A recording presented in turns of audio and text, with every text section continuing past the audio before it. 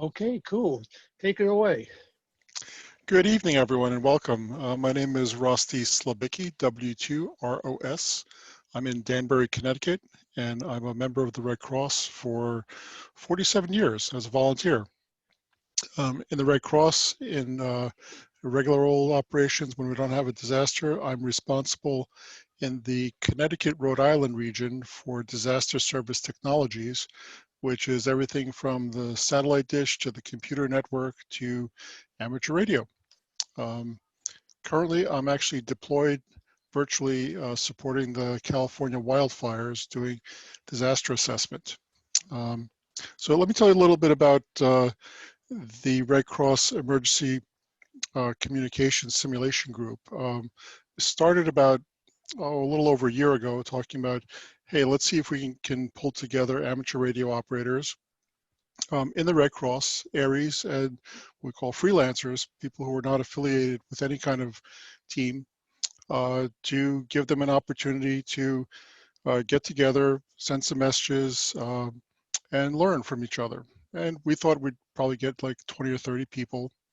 And May 30th, lo and behold, we got over about 700 messages and I think 12 or 1300 hams participating. So it's like we threw a party and all of a sudden everybody came. So we were formed as a small steering committee of Red Cross people that are hams, and Mike W8ZY is our liaison to ARRL ARIES to kind of we can embrace as many hams as possible with this.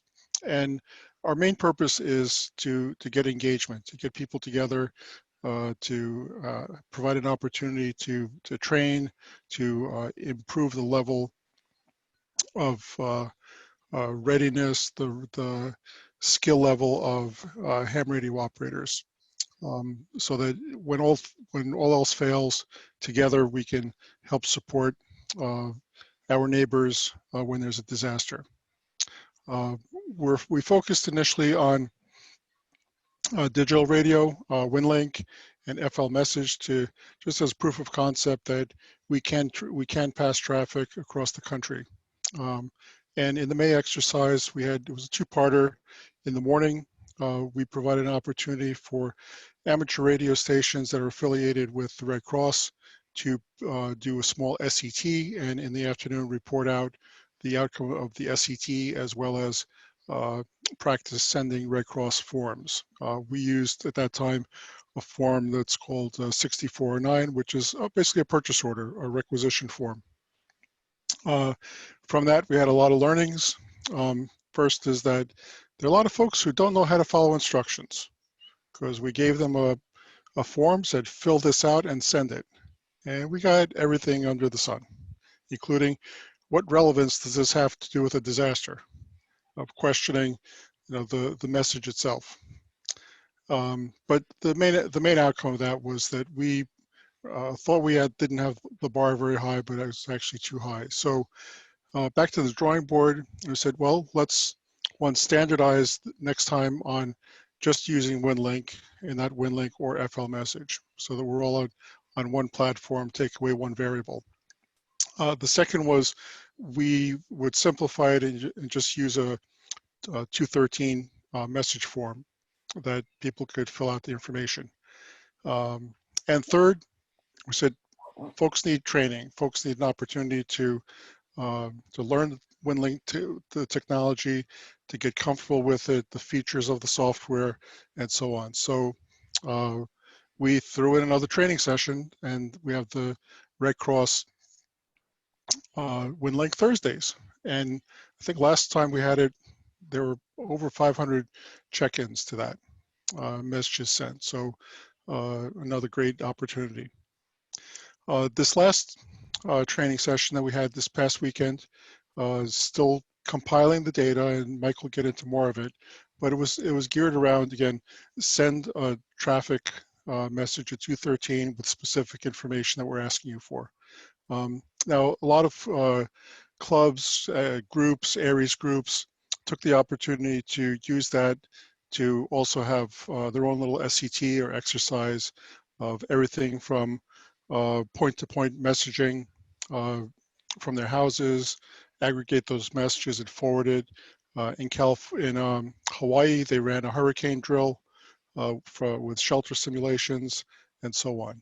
So we're seeing that it's an opportunity for hams that are interested in MCOM to, right now it looks like it's going to be a twice-a-year activity, to get together, plan something out locally, and then interact nationally. Actually, this past drill was an international drill. We had check-ins from Mexico, Canada, and Venezuela, and still counting. So it's getting bigger. Mike, you want to take it away with some more numbers and experience? You were in the trenches there. You're muted. Yep, I'm getting things ready over here. So a couple of weeks before the drill, I was actually here on this very meeting talking about what was going to happen and why we were doing it. The first thing was we had a lot of questions of, well, if you're going to do digital messaging, why aren't you doing FL Digi and why aren't you doing FL Message and things like that? And we had to bring everything to what we consider to be a common denominator. And being able to deliver a message by way of essentially email was what we chose. So we chose to use WinLink as our concentration for this particular drill. So we concentrated on WinLink. The entire program was set up around, we wanted people to generate WinLink messages. Now, Rusty talked about one of the things that we wanted to do, and the overall program, whether it was back in May or this November event, was to help promote and to raise kind of the proficiency levels of operators using WinLink. So our WinLink technical team, we call them, came up with essentially 3 levels of proficiency. And these are by no means requirements. They're You're muted, Mike. the whole thing got muted again. So, all right. So, you know, nothing is standardized. This is all just recommendations that we put together. And essentially what they came up with was a basic, an intermediate, and kind of an advanced version of your proficiency with WinLink. This drill was all based around the idea of promoting basic proficiency. And as Rusty said, we instituted the WinLink Thursday, which of course is a blatant copy of the very successful WinLink Wednesday programs that go on in several parts of the country. We instituted that on a Thursday night, and we found that so many people were interested in it that we continued to do it. And we actually held, I think there were 5 or 6 of those in a row. So operators had the opportunity to actually send a message. We would send out the instructions, one message. We typically use the ARC 213 template. One week we mixed it up and we said use the WinLink Net check-in form because it asks for your location by putting in your GPS coordinates. And that generated a lot of questions. How do I do that? I don't know how to put, I don't know, you know, I know what my address is and I know what my grid square is, but I don't know what my GPS coordinates are. So a lot of people had to learn how to do that. So it was a learning experience for a lot of people. What we did was we made it so in the in the May drill, there was a morning section and an afternoon section. This time we narrowed it down. We simplified it into, we want you to simply send one message. And that message is an ARC-213 with specific information in it, and you only have to send one message. I actually got up on Saturday morning. The drill started officially at 9 a.m. Eastern Time Saturday morning. At 9:05, my message had already been sent. So essentially all I had to do the rest of the day was watch the rest of the drill.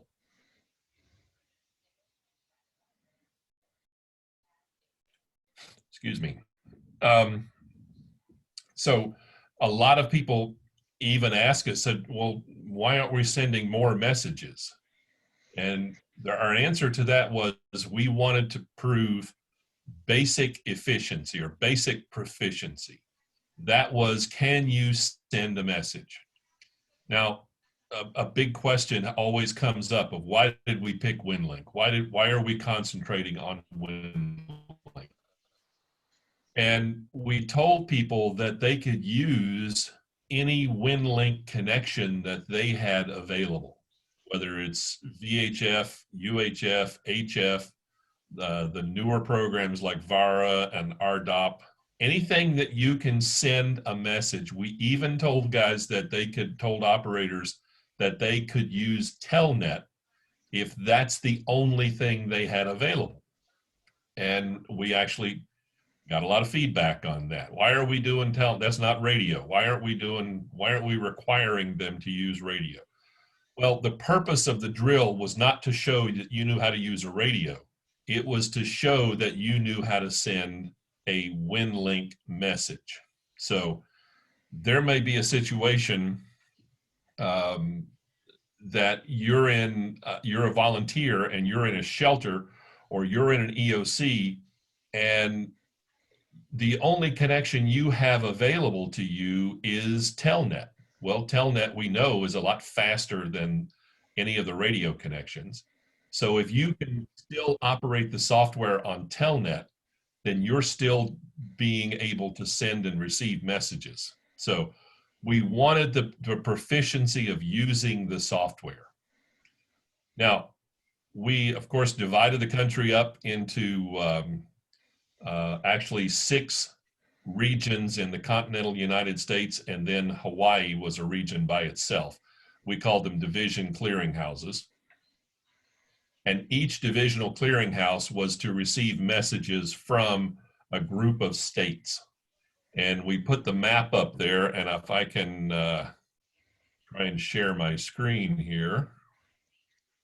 As Mike's doing that, those regional clearinghouses, divisional clearinghouses are aligned with the American Red Cross's divisions. Red Cross has 60 regions aligned into 6 divisions from East Coast all the way out to Hawaii.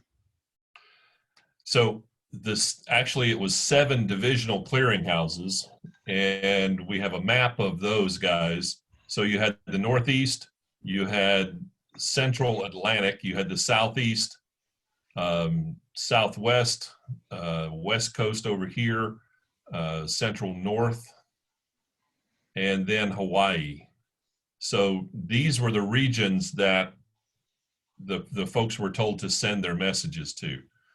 Now, one of the feedbacks that we got from the May exercise was that the instructions were too complicated.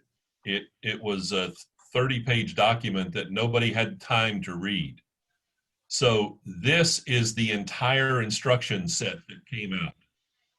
And you'll see it's 4 pages long. And that's it. All you had to do was open WinLink, open a message, and we told you what to put in each block in the message, and then send it to one of the divisional clearinghouses. I live in Connecticut, so mine was Northeast. This is where I sent my message to, ARC Northeast.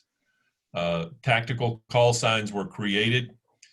One of the interesting factors that we had in May was that our divisional clearinghouses, we listed the people who were the divisional clearinghouses, and we listed their call signs. they got email messages on their personal accounts. They got it on their WinLink accounts. They got it on the tactical accounts. They got it on everything. This time we didn't do that. We only gave you the tactical message addresses. And that cut down on a lot of the confusion that we had before. So this was the instruction set that we got. The ARC 213, the general message form. It's the Red Cross version of an ICS 213. If you've been dealing with WinLink for any length of time, or even as a brand new operator, you're going to get used to that message form because you're going to use a lot of it. Then messages started coming in, and as Rusty said, we haven't crunched all the numbers yet, but this is, let's see, 3 tactical or 3 divisional clearinghouses, and this shows the locations of some of the people that responded to these. So these were, each one of these is a message that came into a tactical call sign. And if I zoom in here to the Northeast, you'll see there were quite a number in the Northeast. That represents about half of the stations, half of the Yeah. messages that came through so far. Like I said, we're still collating all the data. Yeah, we haven't gotten close to collating all the data yet. The part that I think is interesting, here's Danbury, where Rusty lives. Here's where I live in New Milford. And the one station that's listed in New Milford is N1 PFD. That's not me. So when the analysis is being done, I didn't even get included in it. So that happens. But anyway, we're showing this as just a start of the map of all of these locations. And as Rusty said, we had locations reporting in Venezuela. We had them in Canada. Of course, all of Hawaii. We had Virgin Islands. We have Puerto Rico. We have quite a number of stations, and we even have some stations who apparently can't figure out how to load their WinLink properly, because we have a KD2 that's located somewhere in apparently in Italy, and a KE0ONX who appears to be in China. But those things happen. And we're working on a different, this is just based off of grid squares, and we're working on I'm putting together a map based on the FCC database for addresses, the registered addresses. Yeah, this is, we're going to make some improvements in this. So that's what we did on Saturday. Hey, Mike, what do you think the latest count is on messages? The latest count that I've seen, the rough count is about 1,750 messages. We will have some duplicates in there, just like any other event like this. We're going to have duplicates. I think one of the things that we told operators is that if you have multiple ways to access WinLink, say for instance in your station you can access through VHF and through HF, then you're free to send 2 messages. Well, if they didn't change the message numbers and things like that, some of that might be treated as duplicates. But anyway, we're going to have some duplicates. We know that. And we know that we're going to lose some of those. We're going to have some that just didn't have enough information in them. We've had some that people wrote a letter to mama in. They've got more information than we know what to do with. But we're going to have some dupes. We hope that in the end that we're going to have somewhere in the neighborhood of about 1,500 messages. And for essentially a 9-hour period in each time zone, that's a pretty good turnout for the country. And we really do appreciate all of the messages that everybody sent, everybody that got involved. We had, we're hearing the same stories that those guys are telling us that, oh yeah, I'm the EC of a town, but my SEC or my DEC didn't say anything about this. I just heard about it from somebody else. I've been putting this information that you guys might have seen into the SEC reflectors for about 2 months before the event. And we know that not everybody plays. So I want to thank everybody that did participate. Now, as we're crunching the numbers and as we're finishing getting everything uh, put together, everything finalized in our input, our plan is to put together the after action report and show that to the Red Cross and also show it to the ARRL. We've got a couple of new people at the ARRL that I specifically want to show this to, and that's the new CEO and the new emergency communications director, emergency management director. And I also want to show this to, guys like Stephen Ewald and Norm Fusaro and those guys at the league. We want to show them that this kind of event is possible. We're already looking forward to a springtime event. We're looking forward to making some additional enhancements in the way we do things. We learned in this one that there is way too much information to process the manual way that we've been doing it. This drill has just grown to the point that we're going to have to automate some of the things like putting together the mailing list and putting together different things like that. So look for more stuff coming out over the next few months, getting ready for another drill that we're looking at sometime in the spring. We haven't nailed down a date yet. Yeah, so the date isn't nailed down, but it'll probably be in May. It's kind of working out to be every 6 months. So May, November seems to be a nice cycle. Stays out of the way of SETs and field day and so on. So that'll probably be it. If any of you folks have ideas, suggestions, we are open to everything out there. So just let us know. Right now we're focusing on digital, on WinLink, and potentially back to FL Message. We haven't talked about the next one yet at all. But if you have ideas of other modes, voice modes that we could use and incorporate into exercises, please let us know what's out there. One of the big things that we're finding about hams is that is the very basic idea of transmit the message. And just even on here, people saying, well, what's the idea of the weather? Why did you ask what your weather was? Well, because we want to know what your weather is. Our job as hams is we're communicators.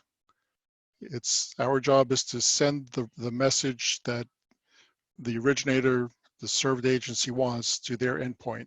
It's not to question why, what, or where, but hams are saying, what's the relevance of the weather? Well, I'm in California, weather is very, very relevant. Whether it's for fire or people that are in houses that are not insulated in blizzards because their house burnt down. So we forget about the fundamentals of it, and that's what we need to remember as communicators. But if you have ideas, please let us know. Mike, back to you. Yeah, we're talking about putting up a website that will be able to go to a website and register to get your name on the mailing list so we can do this. There's lots of things that we can do. Um, like every other ham radio project, um, um, we're a group of volunteers. You know, most of us, a lot of us, still have to work for a living.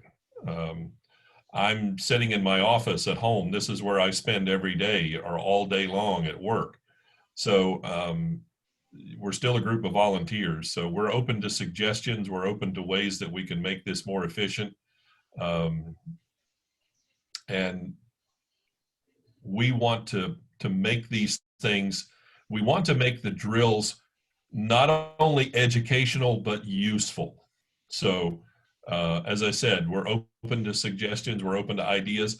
Remember, though, that you have to remember this is a nationwide drill. So what works in Connecticut may not work in California, may not work in Texas, may not work in Oklahoma, it may not work in Florida. So we can't say you get up at 9 o'clock and this is what you do between 9 and 12, and then from 12 to 3 you do this, because it doesn't always work that way. What we want is something that we can use on a nationwide scale, and WinLink actually fits that bill fairly well. So we're always looking for ideas, we're always looking for suggestions, and we're like I said, we're here to try and make things we're trying to make things interesting, and we're trying to make things so that we can learn something off of it. Yeah, so what we're doing is, as Mike said, we want to learn, and we're trying to provide training and opportunities. Probably is the best thing is the training or opportunities for everybody to improve their proficiencies. The drills are opportunities for us to get together and try something out. People are saying, yeah, I got up, I traveled an hour to my field location. I spent 3 hours setting up my station. I spent 5 minutes transmitting, 2 hours of breakdown, and an hour to get back home. And it was great because it gave me the reason to do it and not just have the go kit sitting in my basement. So we're providing those training opportunities. Something that's on top of the SETs, on top of the field day, that people can get together, practice our hobby, practice our profession, and for the greater good of basically our neighbors, because that's what Red Cross is about, is the humanitarian mission to help our neighbors in need, whether it's the house burning down, or in California, I don't know what it is, 4 or 5% of California burnt down, or the hurricanes. So that's what it's all about. And our role is to be ready, to be professionals, to be able to send that message when we're called on. So we're trying to provide those training opportunities, those practicing opportunities. Back to you, Mike. Yep, we're getting some questions over in chat, and I want to go back and look at some of those. Maybe we can answer some of these. We start at the very top. Let's see. We have a gentleman from Canada that checked in. Thank you, Paul. Let's see. As a new ham, I was happy to use Telnet. I haven't gotten a good radio yet. Well, thank you, Jerry. We're always happy to see folks getting involved. And like most of us, I've been a ham for 40 years, so I've been around long enough to hear those guys that say, all that new stuff, that's not ham radio, because it's not using tubes and it's not keeping my basement warm and things like that. So I'm looking for anything, honestly, that we can use to communicate. And if it means we're using the internet, that works fine. My DMR radios use the internet. A lot of things use the internet nowadays. So we're going into doing that. Bob said, great exercise. Thank you, sir. Let's see. Get back to Paul in Canada. with the Canadian Red Cross, if you folks are interested in collaborating and participating, you're more than welcome to, so spread the word. And if anybody up there is interested in joining our team, let us know. We had one question here. What was the point of the weather scenario? Nothing in the ARC 213 per the instructions made any reference to it. Well, we started out in the beginning by trying to establish a reason for having the exercise, having to send messages. And the thought was that if we had severe weather, then there would be a reason to react to it. We published the weather force scenario and we incorporated it into the instructions. But however, when we got to the end, we decided not to add that to the message in an effort to try and keep the message simplified. So that was part of the message, or the whole project evolved as we moved along with it. Yeah, some hams are interesting, folks, that they need a reason to be able to send out a message, not just fill out the form and send the message. They need the scenario, and they need the background of why we're doing a simulation and so on. So both in the May and this scenario, we try to provide a sort of a background stage, if you will. Yep. One gentleman said he saw the ARRL on Thursday, loaded WinLink, and ran it on Telnet on Saturday. So he responded in 2 days. So thank you. That was that's great work. Tom is asking, do I dare hope that the Atlantic Division is not yet shown on your map? I think you're right, Tom. I don't think it's been incorporated yet. So yeah, that only shows 3 out of 7 divisions. We're, like I said, we're still collecting all the information. Yep. Here's a suggestion about using the grid locator, be more accurate and useful than the license address. You're right. In an actual emergency, that's probably true. We did have one question here, what's WinLink? And I think that was fairly well answered. Again, we didn't ask for the weather in the instructions. We talked about that. A suggestion that have a local ham in the send Red Cross shelter activity report to the local Red Cross territory, then convert to ARC form within WinLink. So that's a local scenario that can be utilized. Again, we don't want to build the local scenarios because we have to look at it in a much larger scale. So if we had groups that did stuff like this. They set up and actually ran this. In Hawaii, they ran a hurricane drill. So it was, you're free to do anything like that as long as at the end of your exercise or at, one of the outcomes of your exercise generates the messages that we're looking for. I'm tickled to death that there's other training going on. We're providing the excuse for you to do training, which is terrific. If you need that excuse, we'll be more than happy to do it. And that's also, like the question about the weather. Sometimes you need that background. Oh, we got a blizzard up here and a ice storm there. Let's run our local drill around that. It's great. It's terrific. Somebody said, "Oh, I am on the map, east of New Haven." Well, I'll have to check my my coordinates to make sure where I'm at. See where your grid square is. I'm certainly not east of New Haven, that's for sure. Hi, this is Bill McFarland. Yeah, Bill. Because the geographic points that were collected were at the grid cell resolution.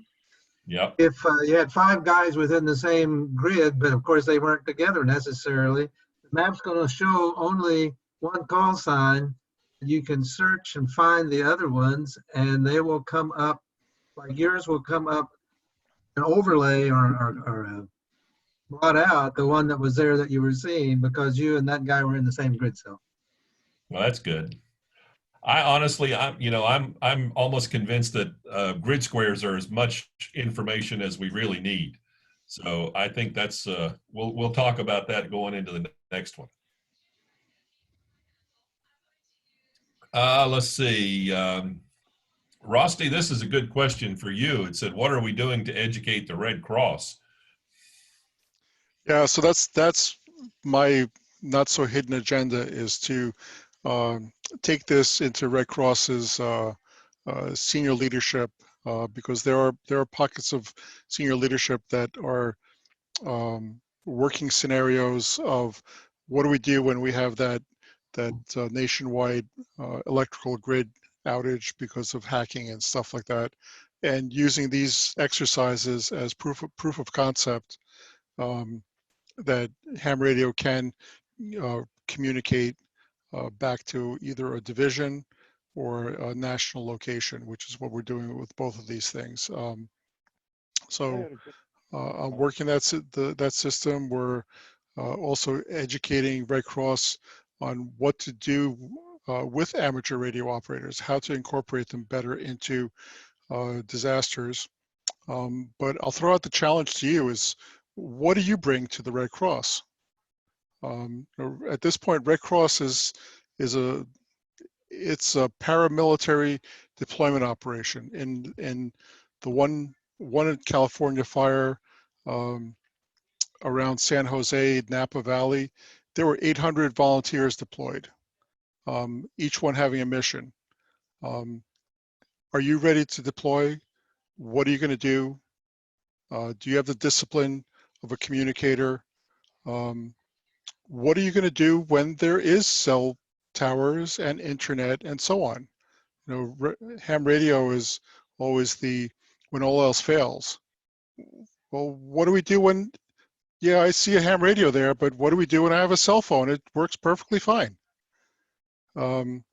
So that's the challenge to amateur radio as a whole community, is how can we really provide that service in 2020 and 2021, when systems do not fail as much, when stuff is up and running. Now, on the other hand, in Northern California, where communication on a normal day is a challenge, in the mountains and valleys and so on, ham radio could have been used very effectively, but the two sides are not well connected yet, and that's my Don Quixote windmill to chase, and I chase windmills pretty well. Rusty, can you check for hands up?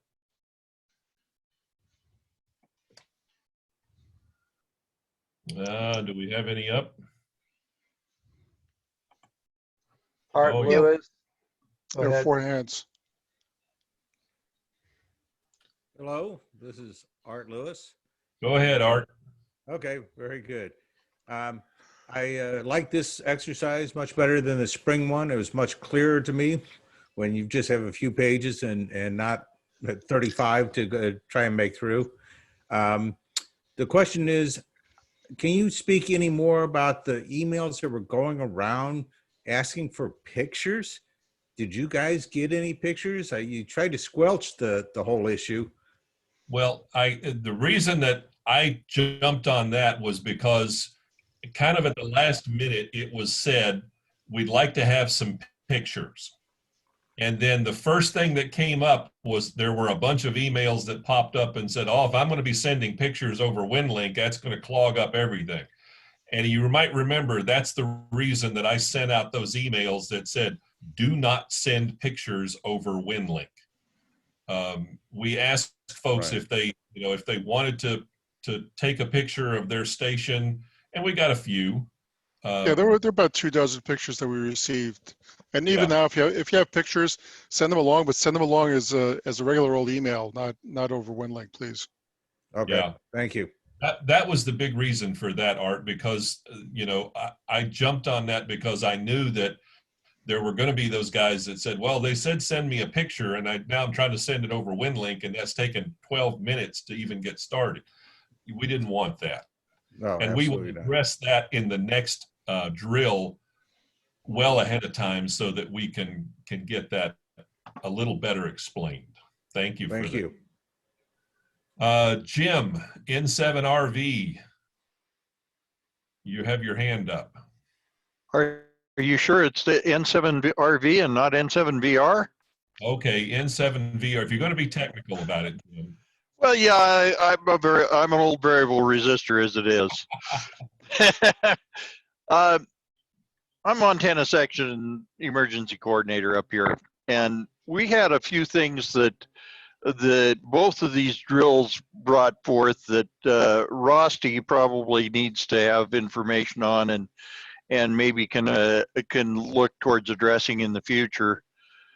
In that, I had a lot of contact from the American Red Cross asking me what we knew about the drills, asking me what they were supposed to be doing, asking me whether they should be they were supposed to be participating.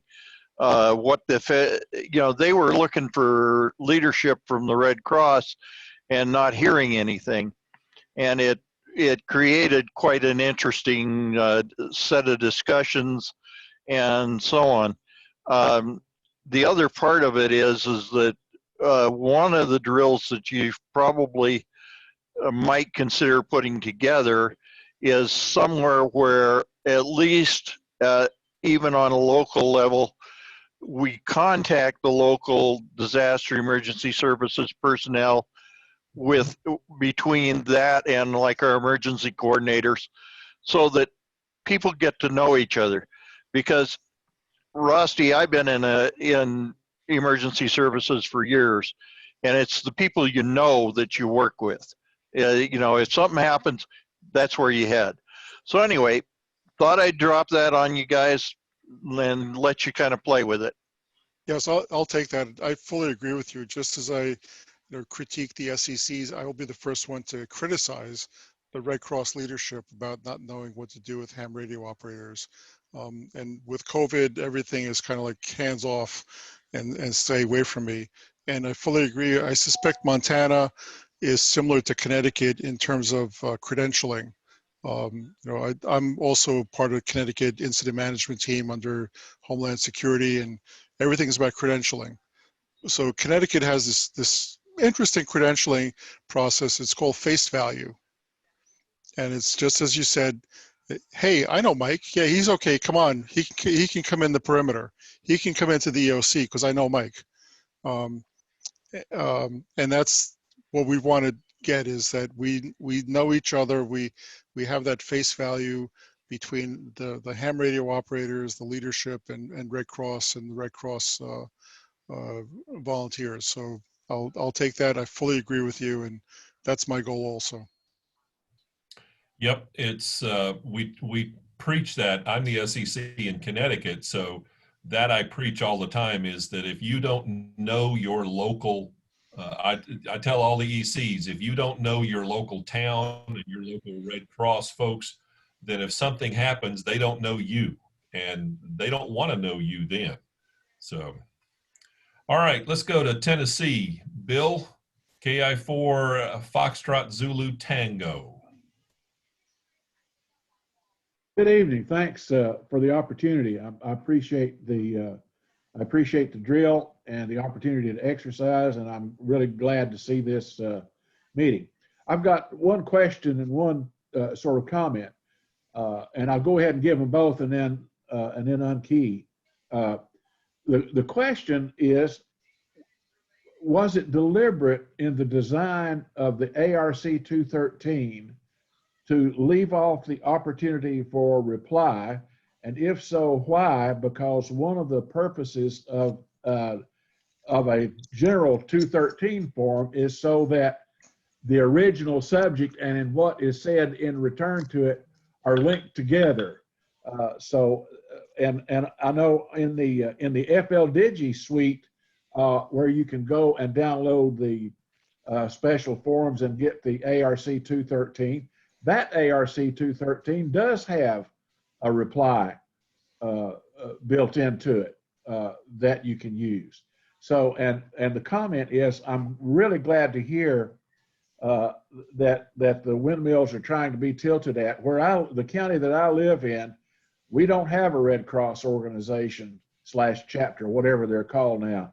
It's 50 miles away, and they don't know that we exist as far as an EOC or as far as a group of communicators, et cetera, et cetera. And so that was one of the things that I mentioned to Wayne when he and I started first communicating about it when I first heard of it. So I'm hoping that can be cleared up, so worked on, so that there's not so much of a disconnect between local people and the people at whatever level is the closest by within ARC. Okay, I'll unkey. Thank you very much. Thank you, Bill. McFarland? Thank you, I Bill. think the ARC 213 form, we take it right out of what they have in WinLink. So, you know, I know McFarland. Yeah, so this is Rusty. So that 213 form was developed by HAMS. Technically, Red Cross does not have an official 213 in its register. And my understanding of that form is that whoever put it together, and I don't know, they looked at all the 213s that were out there and tried to make it the least painful. But Mike, it's probably a good opportunity to look at that and the other ones. Bill McFarland. Go ahead, Bill. The 213 in the WinLink system does have a reply. WinLink Thursday number 4 exercised that. The clearinghouses sent an ARC 213 each of the people that had communicated with them the week before. They were instructed on how to make the reply and send it back, and it all worked. yep, it's a little different than the way you do it with some of the other forms. But yes, there is a reply function, and I've used that myself. So I think at this point, we were still looking for basic functionality, and we got into doing replies. I think our divisional clearinghouses would have probably all mutinied on us. So. Yeah. And then the second part on the Red Cross. So Red Cross, as everyone else, is financially challenged, and they've consolidated over the last 20 years in terms of physical buildings and stuff like that. But the Red Cross is organized in 60 regions. So like where I am is Connecticut, Rhode Island. I don't know offhand in Tennessee what the region is, but then the next layer under that is what are either called chapters or territories. So ask around or look at Red Cross near you. So it may be 50 miles away. I don't know, but like with us, we have five of them in Connecticut. California, for example, they're set up by counties. So you have to look at your individual area of where the closest location is for a territory. That's the smallest organizational element of Red Cross. Rusty, information from Ron K6ER. Yep. It might be noted that WinLink has a programmer. He used to live right near me when I lived in California, and he's the one that gets requests in and designs and builds those forms. And whenever you get form updates, he's the one that has the job of doing the programming. It's not unlikely that you can get a hold of WinLink organization and request a form, if a customized form or a change in a form. I know I did for an organization we were doing some kind of with Mars, and I wanted to do a special form, and I sent the request in, and he built it for us, and we tested it. So just thought I'd throw that in as a little FYI. Yep. Do you have his call sign? I can look it up for you. That's not a problem, and Yep. I can send it in via email. Great, thank you. Because we were actually, what Mike alluded to, we're looking to get a custom form for the next exercise for filling in the blanks of the information that we're looking for. Well, just as a point of clarification, the reason I assumed that this was an ARC decision to leave off the reply portion is the fact that within WinLink, when you're looking in the ICS forms, they have the reply part of the form built into it. The standard FEMA ICS 213 has a reply portion. This is the only ICS 213, and the HICS, the hospital ICS, also has a reply built into it. This is the only one that I've ever seen that does not have, so I figured that that was a proprietary decision that ARC had made. Because if you just use the ICS 213 that's in the ICS forms within WinLink, you're going to have the reply like it is in all the other standard 213 forms. So that was the basis for my assumption. Okay. Go ahead, Bill.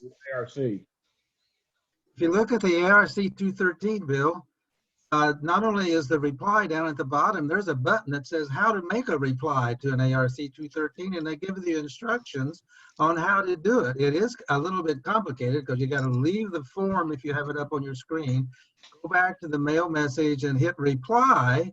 Then up comes the reply, the ARC 213 again, when letting you enter data into the reply message format down there. It's all on the ARC 213. Reply is there on the initial one. You can't type in right there. You have to do what the instructions tell you to do to create the reply. And that's why we had it as part of one of the WinLink Thursdays, so people would have a chance to try and do that. Yeah. Hey, Bill, why don't we take this offline, and maybe it's an opportunity for improving that form. Try to simplify it. No problem. Thanks. No problem. Okay, All right, thank you. let's go to our next question. We're getting kind of long here. Dale K7MPZ up in Washington. Well, mine won't be long. I just heard a rumor that there were zombies. Is that true? No more than me after a long day at work. I mean, Haven't Okay, heard of that. It was in somebody's message field and there was a comment on it. Well, maybe somebody reported zombies. One of the local areas did a zombie scenario for the drill. Okay. Wouldn't be surprised. I think it's All right, FEMA let's that go has to, some training materials for children that involve a zombie attack. Okay. Let's go to Tom Horn. Thank you, sir.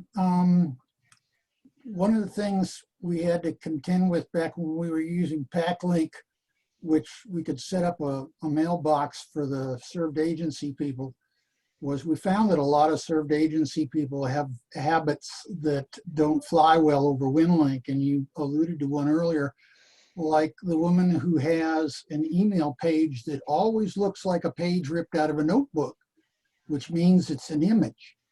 And if you dare try to send that, you're going to bog down, as somebody else said earlier.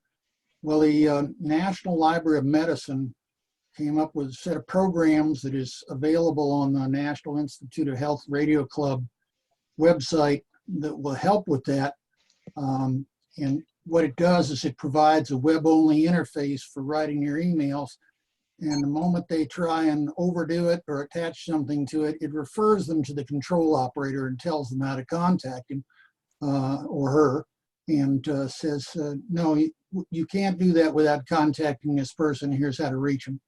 And it controls those excesses, because you have to keep in mind that your clients don't understand the limitations of your modality, and you've got to meet them where they are and to some degree explain it to them. But the software, worked really well, but unfortunately the National Library of Medicine couldn't continue to support it. So it's soon going to become obsolete, and they couldn't support it because with the change in administrations, there was all sorts of change in emphasis at the NIH. And one of the things that got dropped was the disaster section of the National Library of Medicine. Anyway, for what that's worth, your mileage will of course vary. Appreciate it, Tom. Thank you. All right, let's go to Joe in northern New Jersey, WA2JOE. Hi, thanks so much for putting on the drill. I thought it was great. The whole zombie thing, actually, I posted that to the IO group, and it came from the ARRL Aries weekly newsletter. There was Grant County, and I'm sorry, I don't know what state that was. They did a really cool drill involving zombies. So that's in the ARRL Aries newsletter. And Rusty, I'm going to date myself. I grew up in Fairfield County, and as a kid, I went to the Danbury Fair. My quick question is there an email list where we can get just information on upcoming Zoom events, upcoming drills, that sort of thing? I do subscribe to the SEC IO group. Great discussion there. I really enjoy that. But I get the digest version. I have to wade through, you know, if I could get just one email that says, here's the next Thursday WinLink Zoom session, or here's the next drill, that sort of thing. And then I can file those away in a radio folder on my email. So if there is one, let me know. Maybe I missed it. And if not, if you would consider something like that, pretty easy to put together. All right, thanks. Thanks. We're actually looking at that very thing right now and automating the sign up for the newsletters and kind of thing. So we appreciate that feedback.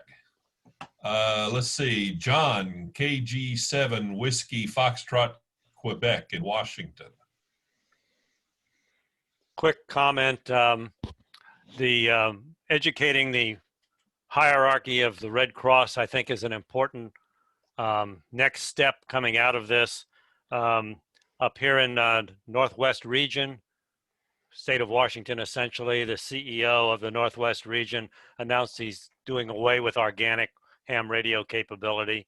Kind of backtracked a little on that. He's going to form a study group, and then the study group's going to tell him to do away with the ham radio. So yeah, I don't think that's going to happen. I beg to differ, but we will see, I guess. Yeah, I think there's going to be doctrine coming down from the top about that, because there was a huge stir over that, and discussions already occurring. Well, that's good to hear, but myself and most of the other in-house Red Cross radio operators have quit the Red Cross now, and we're just doing Aries. And Red Cross locally here doesn't talk to Aries. They can't be bothered. So education is an important part, I would say. Absolutely. Yep. That's one of the biggest things that we've found in both in the Aries organization and in the Red Cross organization. And I'm not a Red Cross volunteer at all. I'm an Aries guy. But in both organizations, we have found there are people who are enthusiastic about ham radio and other people who couldn't care less about it. And in Aries, we find folks that are enthusiastic about Red Cross and others that couldn't care less about Red Cross. So it varies across the country, and we're going to have to continue to deal with that variance. Dan had a couple of questions out of California about was there a big difference in RF and Telnet across the different regions. We won't know that until we do a little more number crunching. We're still working on that. And let's see. And the percentage of received ARC 213s were filled out per the exercise instructions. That's another thing we're doing some number crunching on right now, is trying to find a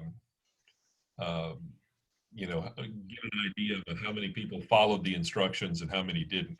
I can tell you from just preliminary looking at it, this time there was a lot more people filled it out correctly than they did during the May drill. So we had a lot better performance this time. Bill McFarland? Yeah, hang on, Bill. Yeah, back in May when we asked them to fill out the supply requisition form, we had very poor performance, and most of that form had been filled out, and people were saying, well, why are you ordering this? What's the use of this stuff? Again, we have to go back to basics. We're communicators, and send the message. Our job is to send the message, not to go question the message. So on the 213 side, it was a lot better. Go ahead, Bill. On the Southwest Division, I had 11 out of 342 that failed miserably in getting their data into ICS 213. I don't think they had instructions. They just came along and heard about the exercise, and they did get the 213 up, but they didn't put anything in there near like what we were asking for. Well, And as a percentage, that's pretty good, though. Yeah, 11 out of 342. Yep. Dan, we're getting down to, we're well past an hour here, so it's up to you. I'd like to jump in here real quick with a couple of things.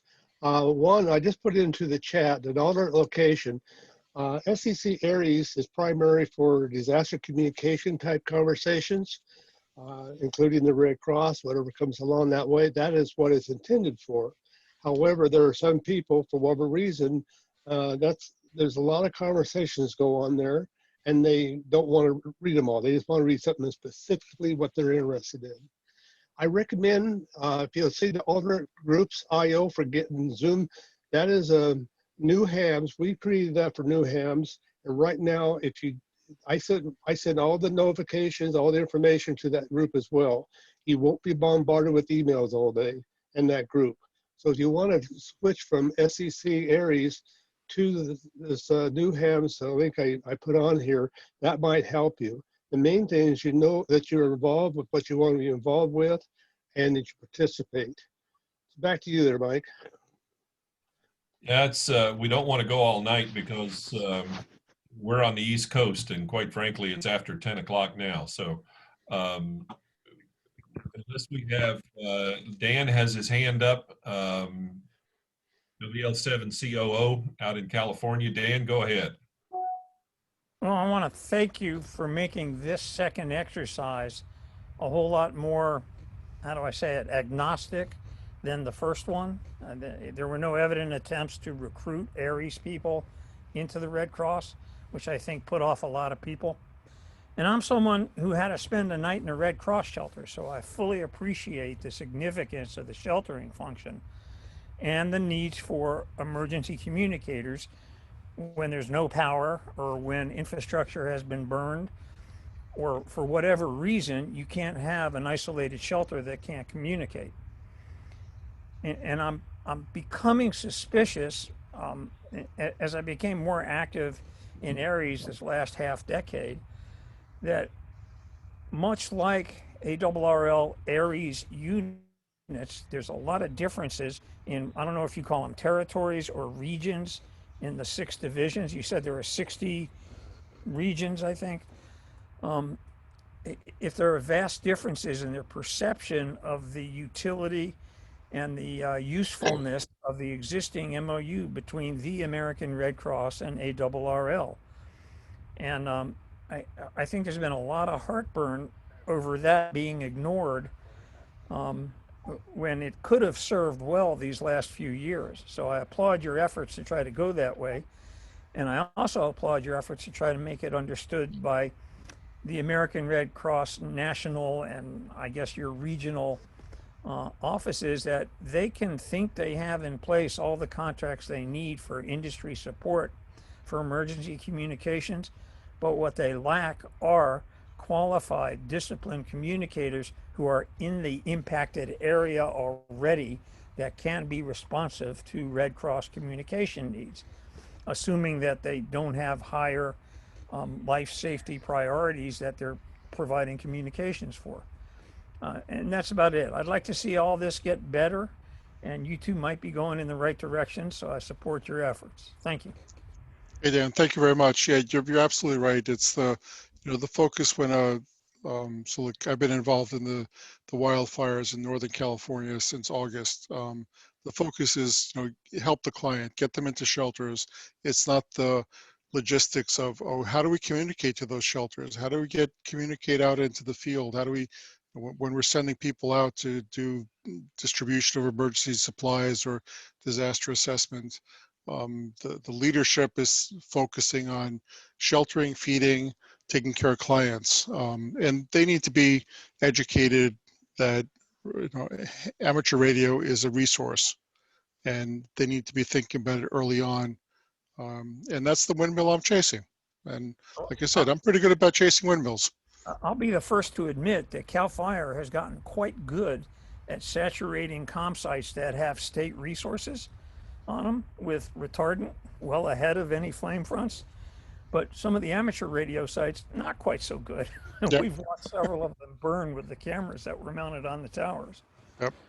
So yeah, the facts of life are what they are. Yeah. And I've been doing disaster assessment and government operations, so I've seen the damage, although virtually firsthand, both from the cameras and out in the air. And I'm there virtually with you. So thank you for your comments, and you hit it right on the nail on the head that we need to educate both sides as to, you know, the served agency to ask for the assistance, and amateur radio areas and the various groups to be talking about what are we doing, how are we doing it, what services do we provide, and how are we organized. And each county, each Aries section, each Red Cross chapter is still people, bottom line.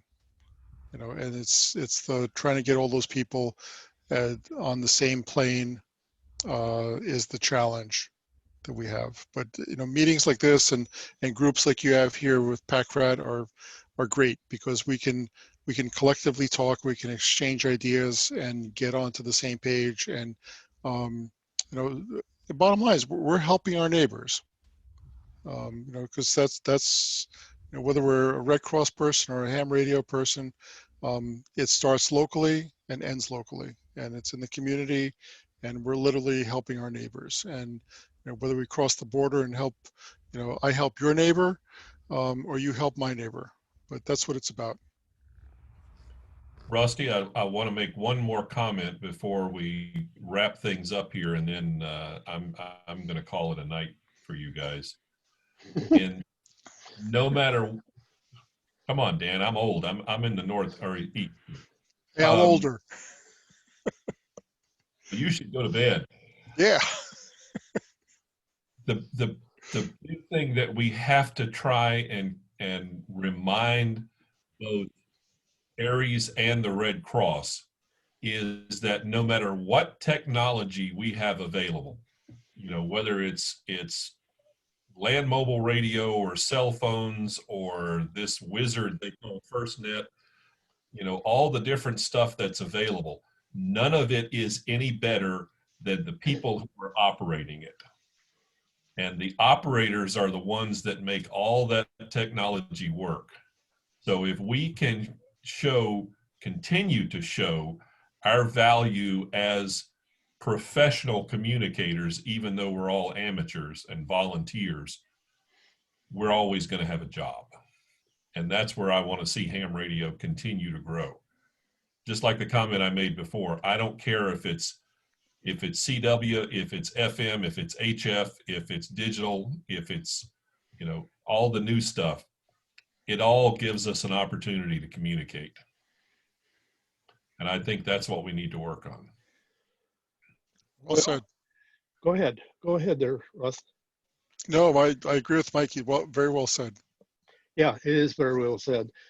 This whole thing that I started some time ago, and now I have a tremendous group of people supporting it and back me up and helping me make it happen. I say me, us make it happen, is intended to bring us together. There are so many different aspects of disaster communications, and the one thing that they all have, as far as on our side of the world is concerned, is the amateur radio license.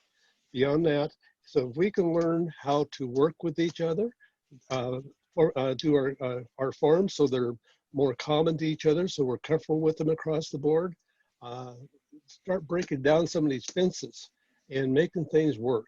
I think that's very important for all of us. Absolutely. Well, folks, it is. Can I make one last brief comment? Oh, no, go ahead, Mike, Dan. This will be brief. Everything that Aries is focused on now has to do with NIMS protocols. And I'm just a little curious, and I'm not suggesting that it needs to be otherwise, but I'm curious why the Red Cross as they express their communications requirements, and there are, resource requests and all the other kinds of documentation necessary for NIMS that would serve the Red Cross well, whether they're starting to contemplate getting more aligned with the national standard for emergency response protocols, period. So Red Cross has adopted aspects of NIMS. They work very closely with FEMA at all levels. They have, I jokingly say there's the right way, the wrong way, and the Red Cross way. So NIMS and ICS is focused around FEMA and government organizations. Red Cross's ConOps is geared around a volunteer organization, and tries to simplify and be a lot more flexible than what FEMA has. And I've seen that firsthand in California, that Red Cross can turn on a dime, and change organizational structure and so on. That 213 form, again, was created by hams, Red Cross hams, but still hams. It wasn't, a Red Cross doctrine type of thing that came down to say you have to use this 213. So if you all have suggestions on how to change that, adapt that, great. The other thing is that we as hams, IR1, we need to know what the served agency wants, and not come in and say, oh, you have to follow FEMA, you have to follow ICS, you have to do this. Well, you go into Southern Baptists, you go into Salvation Army, they have whole different structures. We're still, we're supporting the served agency. We're not there to tell them how to do their job. We are communicators, and we have to remember that all the time. And that's one of the reasons why there are problems between us and other agencies, is that you get a ham in there, oh, that's not how you do it. Well, we are there to send the message. Yeah, any hand that tells the Red Cross how not to do their business shouldn't be there to say that. Well, there are a lot of hams out there that are telling Red Cross how not to do it, even on a simulation. That's a problem we're all aware of and painfully aware of and trying to work above. But if the Red Cross nationwide came down and said, we need an American Red Cross 213 that does this, and it was universally required throughout the Red Cross to use that, I don't think you'd have to wait very long till that form was part of WinLink. So within Red Cross, on operations, there is no message form. It's a straight email or a straight text message. That 213 form is an artifact of ham radio. I've been deployed for the last 3+ months. I have never seen a message form come through my email. It's a straight email that comes through, or somebody sends me a text on Teams. Anything you can say in 120,000 ASCII characters can be just another WinLink message. It's a straight email that I get. So like I said, that 213 is a ham radio artifact. Well, I hate to cut this short, but I'm going to, because of the time here. I think we're beating the bush here to death. So what I'd like to suggest again, we have a common place. It didn't start out to be this way. It's become this way. This particular SEC Aries reflector that we have going, it's a place for all of us to learn to work with each other, to share information, to break down the barriers and get to know each other. This is beautiful. I get to look at these faces I would never get to see otherwise. Sometimes I might see a name come across, a message with their name on it, but now I get to know about them. I need this kind of one-on-one, and we all do. And I think this is a great way of doing it. Until something better comes along, let's just keep this kind of dialogue going. I saw somebody had a hand up and then they put it back down. Was there somebody had another question? Okay, I'm not hearing anything. Go ahead. Hey, Dan, let me just kind of, for a final for me, is I want to thank you and Pat Grad for inviting us, for taking the time taking time overtime to hear about the simulation, hear about what we do, and have the dialogue. I'd like to offer up that when we analyze the data and get spreadsheets back and get some numbers and things like that back, that you invite us to one of your meetings and we can share that again. And we're open to any critique, criticism, and suggestions that the group has. When you guys are ready, let us know and we'll fit you in there. This goes for people who's doing other types of emergency exercises within their organizations. We need to participate and understand. So yes, to answer your question, when you're ready, we'll make that happen. Thank you. Are there any more questions, answers, comments? If you think it's late in the East Coast, you ought to try Puerto Rico. Yeah. So Can we at any afford to rate, move this back in time an hour? yeah, when they go in the savings time change, they get bumped later than East Coast thing. So Oscar and Fred and those guys over in that time zone are just, they're zombies. That's what it amounts to. Okay, folks, I'm going to wrap this up. It's been recorded. I will send it out so that you and everybody else that couldn't, that wants to review it can, and we'll send it out to people who couldn't be here. I really want to thank, oh, and you know, before I go, we won't be having meetings for next Wednesday or Thursday. We're going to take a little rest with the rest of you guys for Thanksgiving, and I hope you enjoy your Thanksgiving with your families and friends, and we'll be seeing you the next go around, and we'll let everybody know. Also, please keep your information coming to us as to what suggestions. We are looking for that, constantly looking for that. So we'll go from there. With that in mind, and my blabbermouth keeps going on, and here's Barry saluting me away, I am going to say 73s, everyone. Have a very good evening and a very good holiday season here. Good night, everybody. Stay safe, please.